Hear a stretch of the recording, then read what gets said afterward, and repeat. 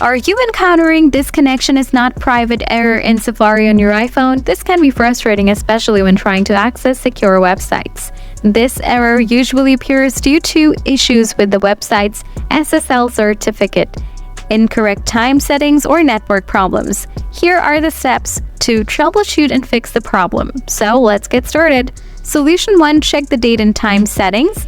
Open Settings on your iPhone, scroll down, tap General, scroll down, tap Date and Time. Ensure Set Automatically is toggled on.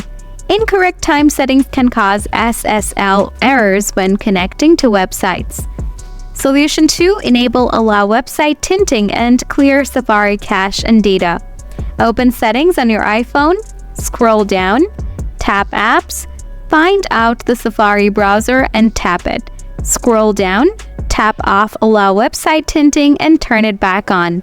And select Clear History and Website Data. Confirm your selection. This clears cached data that might be causing security certificate errors. After that, scroll down again, tap Advanced, tap Website Data, tap Remove All Website Data. After that, restart your iPhone. Solution: disable VPN or proxy settings.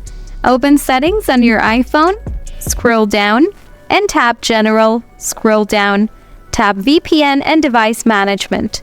Toggle off VPN if it's on. Sometimes VPNs or proxy connections interfere with SSL certificates, causing this error. Solution: update iOS. Open Settings on your iPhone, scroll down, and tap General.